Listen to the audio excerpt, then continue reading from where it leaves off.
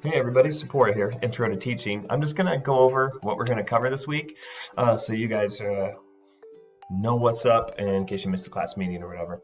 I just posted an assignment and it is titled Populate the Spreadsheet. And what we've been working on last week and continuing this week is this larger district learning resource, distance learning resource guide that we're creating for the school district itself. And what we're trying to do here again is be able to populate this with educational resource websites, things that are interesting, interactive for students at specific grade levels for specific topics.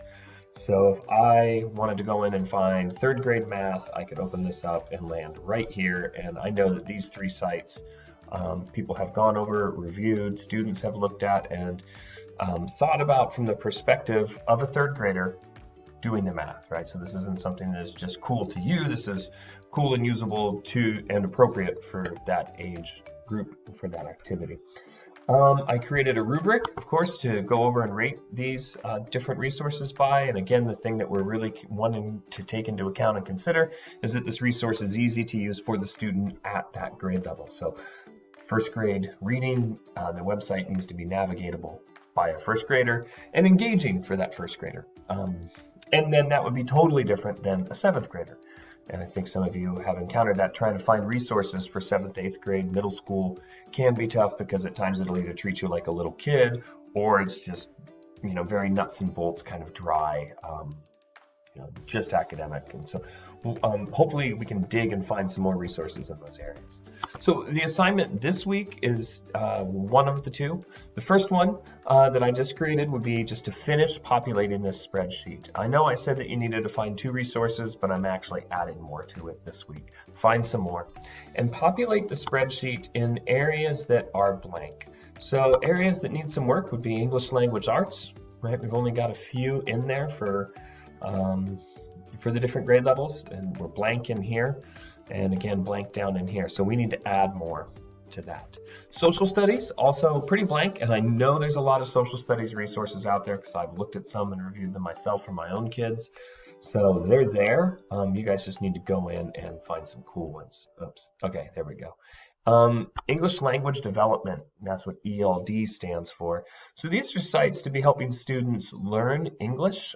This is different from dual language where students are actually learning Spanish or learning in both languages. So this could fall into the dual language if you come from a family where English is the language you're learning.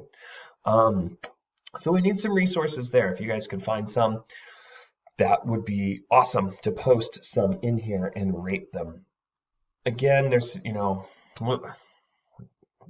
of you in the class right now. So if each of you does 3, that's 33 new sites we can add to this document and we can really beef it up. So that's what I'm trying to get done this week. That's my goal for us. So first thing, add in 3 more. Now that you've navigated this a bit, you've looked at the rubric, go ahead and add those 3 more. The other thing that's going to be due at the end of this week then will be our final reflection on this project. And I created a document that outlines the whole project. I've already gone over that in this video already and other meetings we've had and discussions.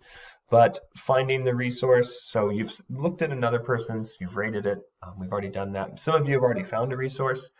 You need to have 2 resources for this final paper on this one here. And for your paper, you'll do a paragraph on each resource, and the template for it is right here on the document that's been assigned to you on the second page. For each paragraph, do a general review of the resource, what was good, what was glitchy. Discuss specifically the rubric, why you rated it the way you rated it, what was strong about it and what was weak about it. Maybe it was super engaging and grade level appropriate, but it required a password or it takes an account that costs money.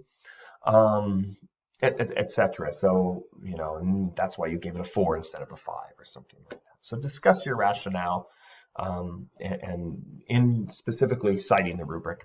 And then reflect on your own experience. As an educator and from the perspective of a student that was using the resource, again, what was good, what was bad about it from from those 2 kind of vantage points, because you, in a sense, are both of those right now. You are a student and you are an educator when you're working at home with your siblings. Okay. These two paragraphs are due, but I want you to again to go in and find 3 more resources.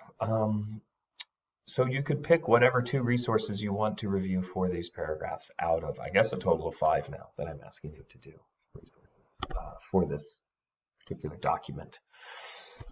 We will discuss this on Monday at our class meeting, and then you'll have the whole week to work on and finish this and just submit your final document here, your 2 paragraphs. Just go ahead and turn those in when you're done with those on Friday.